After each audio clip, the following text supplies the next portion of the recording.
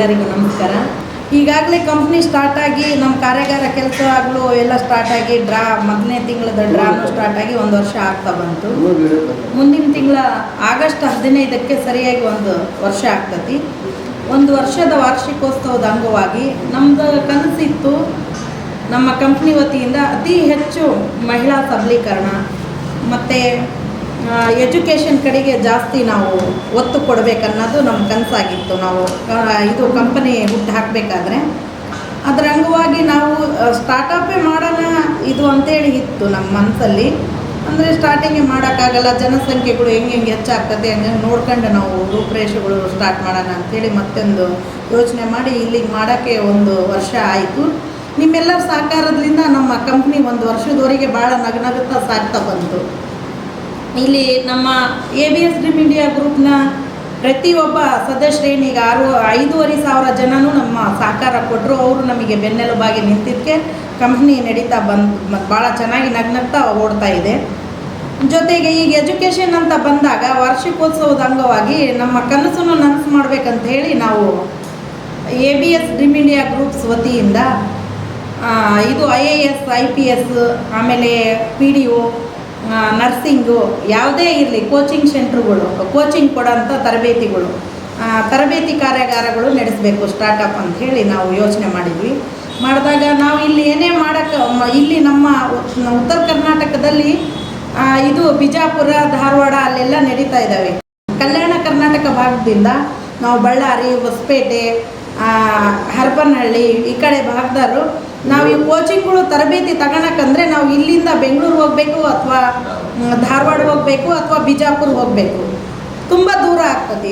ಅದ್ರಾಗೂ ನಮ್ಮ ರೈತಾಪಿ ಜನರಿಗೆ ಭಾಳ ಕಷ್ಟ ಆಗ್ತತಿ. ರೈತರಿಗೆ ಮಳೆ ಬೆಳೆಯೋ ಕಷ್ಟ, ಮಳೆ ಇಲ್ಲದ ಅಂಗವಾಗಿ ಅವರಿಗೆ ಭಾಳ ಕಷ್ಟ ಆಗ್ತಿರ್ತದೆ. ಅಂಥವ್ರ ಮಕ್ಕಳ ಕಾನ್ಸೆಪ್ಟ್ ಇರ್ತದೆ ನಾವು ಓದಬೇಕು, ನಾವು ಬೆಳಿಬೇಕಂತ. ಇಲ್ಲಿಂದ ಧಾರವಾಡ, ಬೆಂಗಳೂರು, ಬಿಜಾಪುರಕ್ಕೆ ಹೋಗೋಕ್ಕಂದ್ರೆ ಅವರಿಗೆ ಸಾಕಷ್ಟು ಹಣ ಬೇಕಾಗ್ತದೆ. ಹಂಗಾಗಿ ಯೋಚನೆ ಮಾಡಿದಾಗ ನನ್ನ ಕುಟುಂಬದಲ್ಲಿನ ನನಗೆ ಹಂಗೆ ಆಗ್ತಾ ಇದೆ. ನಮ್ಮ ಮಕ್ಕಳಿಗೆ ನಾವು ಕಳಿಸ್ಬೇಕಂದ್ರೆ ಎಷ್ಟು ಖರ್ಚು ಬರ್ತತಿ, ಏನೆಲ್ಲ ಸಾಧ್ಯತೆ ಮಾಡಬೇಕು ಅವರಿಗೆ ಅಂಥೇಳಿ. ಇಲ್ಲಿ ಜನರಿಗೆ, ಇಲ್ಲಿ ರೈತರ ಮಕ್ಕಳಿಗೆ, ಇಲ್ಲಿ ಮಧ್ಯಮ ವರ್ಗದ ಕುಟುಂಬದ ಮಕ್ಕಳಿಗೆ ಅನುಕೂಲ ಆಗಬೇಕಂದ್ರೆ ನಾವು ಈ ಒಂದು ತರಬೇತಿ ಕೇಂದ್ರ ಮಾಡಬೇಕು. IAS IPS ಇದು ನಾನಾ ರೀತಿಯ ಕೋಚಿಂಗ್ಗಳು 1ನೇ ತರಗತಿಯಿಂದ ಹಿಡಿದು SSLC ಓದ್ತಕ್ಕಂಥ ಮಕ್ಕಳುಗಳಿಗೂ ಸಹ ಒಳ್ಳೆ ಶಿಕ್ಷಣ ಸಿಗಬೇಕು. ಶಿಕ್ಷಣ ಸಿಗಬೇಕಂದ್ರೆ ತರಬೇತಿ ಭಾಳ ಮುಖ್ಯ ಆಗಿರ್ತದೆ. ಹಾಗಾಗಿ ನಾವು ಈ ತರಬೇತಿ ಇದು ತೆಗಿಬೇಕು ಅಂಥೇಳಿ ಲೈಬ್ರರಿ ಕೋಚಿಂಗ್ ಸೆಂಟ್ರು ಮಾಡ್ತಾ ಇದ್ದೀವಿ. ಮೊದಲನೇದಾಗಿ ನೀವೆಲ್ಲರೂ ಸಹಕಾರ ಕೊಟ್ಟಿದ್ದಕ್ಕೆ ನನಗೆ ಖುಷಿ ಏನಂದರೆ ಈ ಕೋಚಿಂಗ್ ಸೆಂಟ್ರ್ ಶಿಕ್ಷಣಕ್ಕಾಗಿ ಒತ್ತು ಕೊಟ್ಟು ವಾರ್ಷಿಕೋತ್ಸವದ ಅಂಗವಾಗಿ 1 ತಿಂಗಳ ಮುಂಚೆನೇ ಇದೇ ಬರ್ತಕ್ಕಂಥ ಭಾನುವಾರ ದಿನ ನಾವು ಒಂದು ತರಬೇತಿ ಕೇಂದ್ರವನ್ನು ಉದ್ಘಾಟನೆ ಮಾಡ್ತಾ ಇದ್ದೀವಿ. ನೀವೆಲ್ಲರೂ ಸಹಕಾರ ಕೊಡ್ರಿ. ಇಲ್ಲಿ ಇರ್ತಕ್ಕಂಥ ಅಕ್ಕಪಕ್ಕ ತಾಲೂಕಿನ ಜನರಿಗೆ ನಿಮ್ಮಿಂದ ಸುದ್ದಿ ಬಿತ್ತನೆ ಆಗಲಿ, ಅವರೆಲ್ಲ ಅವ್ರ ಮಕ್ಕಳು ಬಂದು ಇಲ್ಲಿ ನಮಗೆ ಅಡ್ಮಿಷನ್ಗಳು ಕೊಡಲಿ. ಒಂದು ವಿಶೇಷವಾಗಿ ಹೇಳ್ಬೇಕಂದ್ರೆ ಅವರಿಗೆ ಯಾವುದೇ ಕಾರಣಕ್ಕೂ ಅತಿ ಹೆಚ್ಚಿನ ಶುಲ್ಕ ನಾವು ತಗೊಳ್ತಾ ಇಲ್ಲ. ನಮ್ಮ ಕಂಪ್ನಿ ವತಿಯಿಂದ ರಿಯಾಯಿತಿ ಯಾಕೆ ರಿಯಾಯಿತಿನೂ ತಗೋಬಾರ್ದು ಅನ್ನೋದು ನಮ್ಮ ಮನಸ್ಸಲ್ಲಿತ್ತು. ನಾನು ನಮ್ಮ ಸಹಪಾಠಿ ಮಾತಾಡಿದಾಗ ಆದರೆ ನಮಗೆ ಪ್ರಾಧ್ಯಾಪಕರಿಗೆ ಬೇರೆ ಬೇರೆ ಭಾಗದಿಂದ ಕರೆಸ್ಬೇಕು, ಕೋಚರ್ಸ್ಗಳಿಗೆ ಕೋಚಿಂಗ್ ಕೊಡೋಕ್ಕೆ. ಕರೆಯಬೇಕಂದ್ರೆ ಅವರಿಗಾಗಿ ಆ ಪ್ರಾಧ್ಯಾಪಕರಿಗೆ ನಾವು ಕೊಡಲಿಕ್ಕೆ ನಾವು ಇದು ಬಿಲ್ಡಿಂಗ್ ಕೊಡ್ತೀವಿ. ನಾವು ಸ್ಟಡಿ ಚೇರ್ಸ್ಗಳು ಪ್ರತಿಯೊಂದು ಇರ್ತದೆ, ಬುಕ್ಸ್ ಇರ್ತವೆ, ಲೈಬ್ರರಿಗೆ ಎಲ್ಲ ಇರ್ತದೆ. ಆದರೆ ಪ್ರಾಧ್ಯಾಪಕರಿಗೆ ಕೊಡೋದು ಒಬ್ಬೊಬ್ರದ್ದು ಒಂದೊಂದು ರೇಟ್ ಇರುತ್ತೆ. ತರಬೇತಿ ಕೇಂದ್ರನ ಅಧ್ಯಯನ ಕೇಂದ್ರನ ಮಾಡ್ತಾರೆ ಸರ್. ಇದು ನಮಗೆ ಸ್ಟಾರ್ಟಿಂಗು ಲೈಬ್ರರಿ ಸರ್, ಅಧ್ಯಯನ ಕೇಂದ್ರ. ಇನ್ನೊಂದು 3 ತಿಂಗಳಲ್ಲಿ ಅದಕ್ಕೂ ನಾವು ಕೋಚರ್ಸ್ಗಳ ಹತ್ರ ಮಾತಾಡಿದ್ದೀವಿ. ಚಾಣಕ್ಯದವ್ರು ಬರ್ತೀನಂತ ಹೇಳಿದ್ದಾರೆ. ಆಮೇಲೆ ಸಾಧನಾ ಅಕಾಡೆಮಿ ಅವರು ಬರ್ತಾ ಇದ್ದಾರೆ ಬೆಂಗಳೂರು. ಆಮೇಲೆ ಸಾಕಷ್ಟು ಜನರು ನಮ್ಮ ಜೊತೆಗೆ ಇರ್ತಕ್ಕಂಥ ಸಂಗಡಿಗರೂ ಸಹ ಲೆಕ್ಚರ್ಸ್ಗಳು ಇದ್ದಾರೆ. ನಾನು ಬರ್ತೀನಿ ಕೋಚಿಂಗ್ ಮಾಡೋಕ್ಕೆ ತಿಂಗಳಲ್ಲಿ 1 ದಿನ 2 ದಿನ ಅಂತ ಹೇಳಿದ್ದಾರೆ. ಬಿಜಾಪುರ ಸರ್, ಬಿಜಾಪುರದವರು. ಹಾಂ ಸರ್, ಹೌದು ಸರ್. ಅವರೆಲ್ಲ ಬರ್ತೀನಿ ಅಂತ ಹೇಳ್ತಿದ್ದಾರೆ. ಅವರು ತಿಂಗಳಲ್ಲಿ ಒಬ್ಬೊಬ್ಬರು ಲೆಕ್ಚರ್ 1-2 ಸಾರಿ ಬರ್ತಾರೆ.